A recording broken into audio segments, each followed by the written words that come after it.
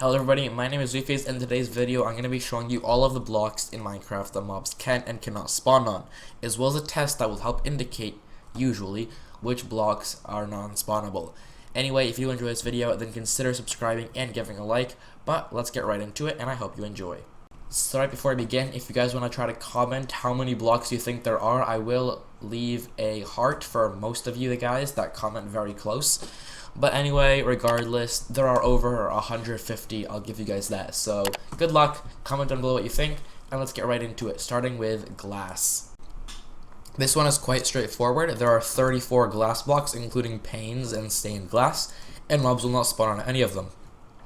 Similarly, there are 34 half blocks. This includes slabs, as well as trapdoors and daylight sensors, although slabs are a bit funky, and we'll get to that later. Similarly, once more, 31 stairs. This is just, stairs. Nothing to see here. And mobs will not spawn on stairs, although they are a bit funky, and I'll go to that later. 2 block blocks, there are 16 of them. These include beds and doors. Mobs will not spawn on beds and doors. These are the just regular blocks. There's no really category. They're miscellaneous. Mobs will not spawn on any of these 26 blocks.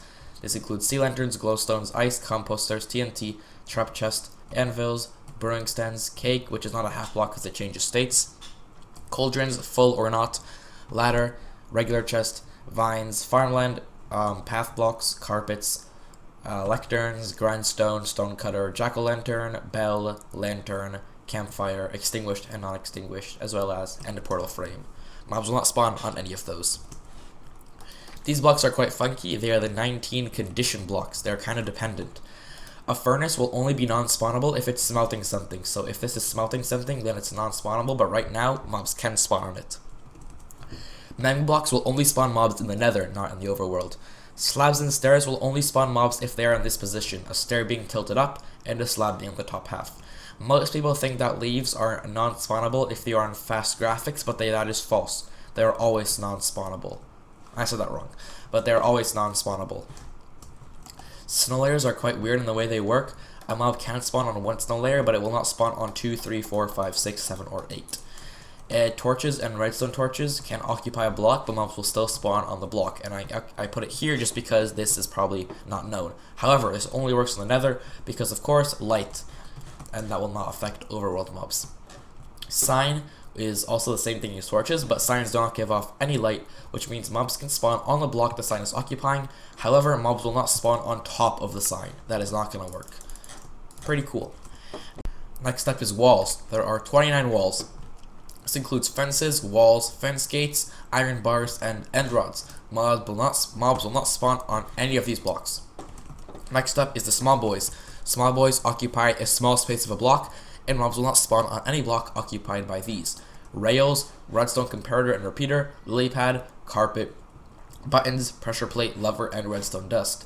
Finally, the natural blocks include mobs will not spawn on any of these 42. Seeds, mushrooms, saplings, sugarcane, grass, flowers, dead bushes, ferns, wither roses, berries, bamboo, sea pickles, turtle eggs, and of course dead coral. I didn't include live coral because that is of course live. And before I go into the test, I want you guys to look down at your comment and see how many, and if you haven't commented already, then what are you doing? Comment how many blocks you think there are, and I will reveal the total. So 3, 2, 1, pause the video, comment, and the total number of blocks is in fact 272. There are 272 non-spawnable blocks that I have counted here. And if I have made any error, then please let me know. I would be more than happy. However, hope any of you guys got that right. If anybody got that right, that's insane. And if anybody got close, then that is still great, and I might heart and reply to the comment. Anyway, let's get into the test that will help you determine whether or not a block is spawnable or not. The beacon test is quite simple. All you gotta do is place a block on a beacon. Now, this isn't guaranteed to work, but usually it will. While these blocks are light emitters, they are also opaque, so they will obscure the beacon. However, a general rule of thumb is if a block does not obscure the beacon, it is non-spawnable. Such as slabs, leaves, or signs, none of them will block up the beacon, and that's why they are non-spawnable. If we place a wall, the same thing happens. Even though it looks like the wall should block it up, it does not, and it is not spawnable. However, You have to watch out because this test isn't 100% foolproof. As we know, a slab that is placed like this will be spawnable, however that is not the case when taking a look at the beacon test. Similarly, there are some exceptions they should look out for.